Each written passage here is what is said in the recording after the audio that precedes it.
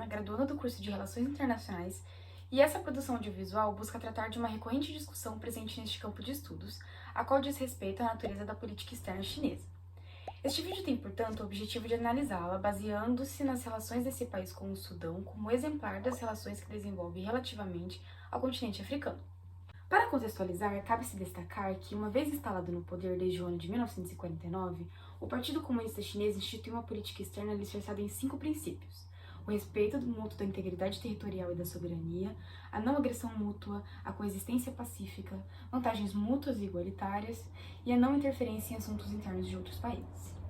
Apesar de não ter seguido à risca esses princípios, a China os manteve como peças centrais em sua retórica até os dias atuais. Nota-se que a política externa é, em suma, o conjunto de estratégias planejadas por um Estado visando a projetar internacionalmente seus objetivos e interesses.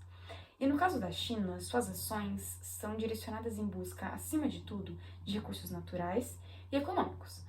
tanto para a promoção de seu desenvolvimento interno, quanto para o aumento de seu poder no sistema internacional, nesse caso, por meio dos elementos materiais, tendo em vista as claras pretensões do país em ocupar um lugar entre as superpotências mundiais. Todavia, se para as concepções realistas um país agir e se justificar pela necessidade de angariar os recursos necessários à sobrevivência e desenvolvimento, e somente por isso, sem dar espaço à moralidade, é apenas o estado natural das coisas, na realidade isso faz com que ele se torne alvo de suspeitas e críticas dentro do sistema internacional. Assim é, por exemplo, de acordo com a presente análise, o que acontece nas relações que o gigante asiático vem desenvolvendo já há um bom tempo com a África, ao ampliar suas relações econômicas sem requisitar as mesmas imposições políticas que países ocidentais costumam fazer. Utilizando-se do pretexto da não interferência com a justificativa de estar reafirmando a soberania dos demais países, ou seja, de que não há um superior político aos Estados nacionais, a China não realiza discriminações por conta das políticas adotadas em âmbito doméstico. Portanto, cenários que normalmente levam governos ocidentais a desincentivar ou mesmo impedir suas empresas de estabelecer relações comerciais trazem uma enorme vantagem para as firmas chinesas, que acabam enfrentando pouca concorrência nas disputas por campos de exploração de petróleo, minas, entre outros. Alguns analistas ocidentais têm inclusive criticado o desenvolvimento dessas relações por estarem puramente alicerçadas financeiramente, levantando reclamações de que a potência, cega por seus objetivos, apoia regimes autoritários em detrimento da democracia e dos direitos humanos. Outros autores, no entanto, a exemplo de Liang Shan, defenderão que as relações sino-africanas foram estabelecidas muito antes da demanda da China por matérias-primas, e que a exploração de petróleo é realizada somente via mecanismos de licitação internacional, não representando tecnicamente qualquer ameaça a nenhum país em particular. Além disso, defende-se que, de qualquer modo, os limites e normas do sistema internacional só permitem que a China lide com estados soberanos por meio de seus governos. E ainda assim, cada nação tem a autonomia de possuir um julgamento e opinião diferente acerca de conceitos como corrupção, não sendo obrigadas a seguir os padrões ocidentais. Nesse sentido, buscar avaliar, ainda que sucintamente, a situação das relações China-Sudão pode fornecer alguns elementos esclarecedores para o entendimento das ações, muitas vezes mal compreendidas, da política externa chinesa em relação ao continente africano. Desde o final da década de 1980, as firmas do Ocidente foram desestimuladas pelos governos de seus países a permanecerem no Sudão, deixando o terreno livre para a entrada das petrolíferas chinesas, que rapidamente ocuparam o espaço, o que demonstra as vantagens econômicas para o país. Em 2006, ao término da Guerra Civil no Sudão, a China chegou a importar 60% de sua produção, segundo dados do Instituto de Análise da Segurança Global.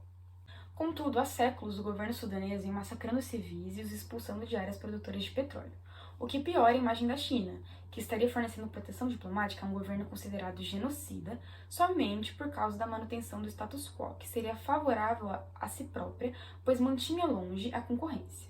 Além disso, a aceitação de sanções colocaria em risco o fornecimento de petróleo e os investimentos realizados, somado ao fato importante da China ter se transformado no principal fornecedor de armas do Sudão desde 1994.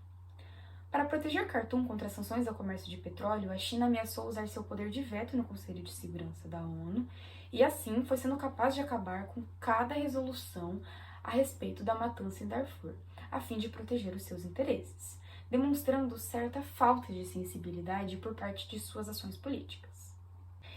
Isto, porém, não é surpreendente, já que a China é contra as sanções por princípio. Aqui deve-se entender que as sanções fazem parte dos mecanismos previstos na Carta das Nações Unidas como medida de punição para o descumprimento das normas do direito internacional. Mesmo havendo discussão em relação ao alcance e efetividade dessa medida dentro de um sistema internacional essencialmente anárquico, no qual os Estados independentes se relacionam carecendo de autoridade e normas centrais, votar a favor ou contra sua aplicação a um país significa, até certo ponto, exercer sua posição enquanto ator internacional efetivo. A visão chinesa, no entanto, permanecia de que a China estaria cooperando e continuaria a cooperar na questão de Darfur dentro de seus limites de atuação.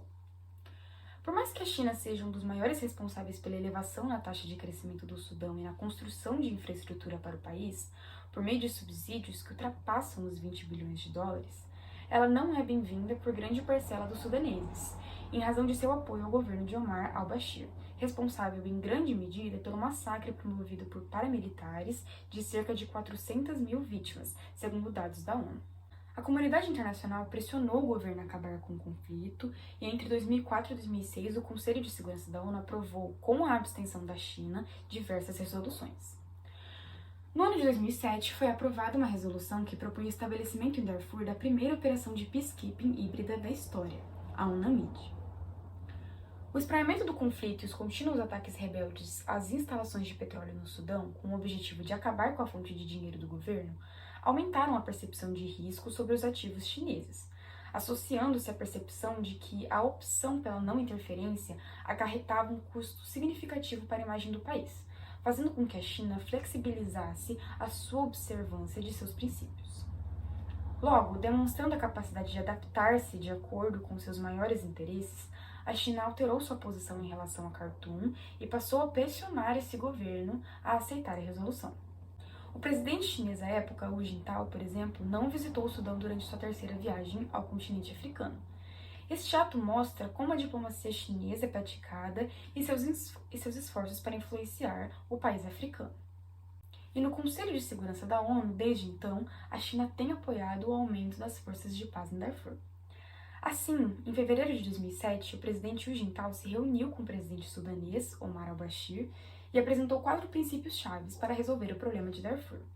Para aliviar a crise humanitária na região, o governo chinês concedeu 11 milhões de dólares em ajuda sob a forma de bens humanitários e doou 1,8 milhões de dólares para a missão de manutenção da paz sob a União Africana,